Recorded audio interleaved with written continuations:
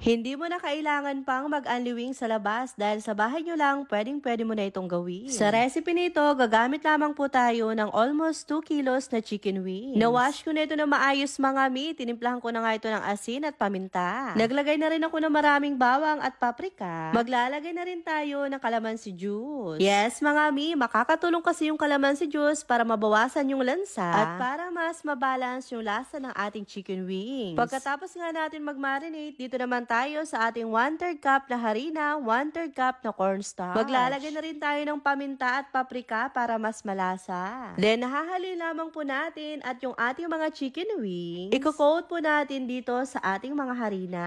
Mas okay mga mi kung makoat natin ng maayos itong ating mga chicken wings. At pagkatapos nga po nito, dito naman tayo sa pagpiprito. Mas okay po talaga kung deep fry po natin ito gagawin para mas malutong po yung magiging outcome nitong ating mga chicken wings. At para mas pantay-pantay na rin po yung pagkakaluto natin. Kailangan lang mga mi, kapag medyo light brown na po ito, huwag po natin kakalimutan na baliktarin ito isa-isa. At kung sa tingin nyo nga mga mi na malapit na po itong maluto, pwedeng-pwede na po natin itong hanguin sa mainit na mantika. Then, i-rest lamang po natin ito at least 3 minutes. Makalipas nga lang po ang 3 minutes, i-double fry natin ito mga mi. Mas malutong po kasi kapag i-double fry natin ito. At kahit umabot pa po ito ng ilang oras, hindi po ito basta-basta kukunan. Kaya mas okay po talaga na i-double fry nyo po siya. Pero kung nagmamadali naman kayo, pwede naman kahit isang beses nyo lang ito prituhin. Pero make sure lamang po na lutong-luto po ang chicken wings. Pagkatapos nga po natin ito may prito, dito naman tayo sa pagluluto ng ating sauce. Dito sa aking kawali, maglalagay lamang pa ako ng kaunting mantika. Isusunod ko naman itong butter, mga mi. Saka ko naman igigisa itong bawang. Mas masarap, mas malasa at mas mabango kung maraming bawang po ang ilalagay natin. Pagkatapos nga ng bawang, maglalagay naman ako ng ketchup. Dito pala sa mga sangkap mga mi, kayo na lang pong bahala mag-adjust. Depende po yan sa panlasa nyo. Naglagay na rin po pala ako ng paminta, kaunting asukal at kaunting toyo. Then, hinalo ko lamang po ito. Pinakulo ko po ng 1 minuto. Saka naman ako naglagay ng asin. Then, last mga mi, naglagay po ako ng suka. Pagkalagay po ng suka, kailangan po papakuloy natin ito at least 1 minute bago po natin ito haluin. Dito sa sauce mga mi, mas okay talaga kung nakaluto ito na maayos para mas masarap. At kapag okay na nga po, pwedeng-pwede na po natin ilagay itong ating mga prinitong chicken wings. O ayan mga mi, may idea na kayo kung paano ba magluto na masarap na chicken buffalo wings na pwede sa handaan at pwede ring pangbenta.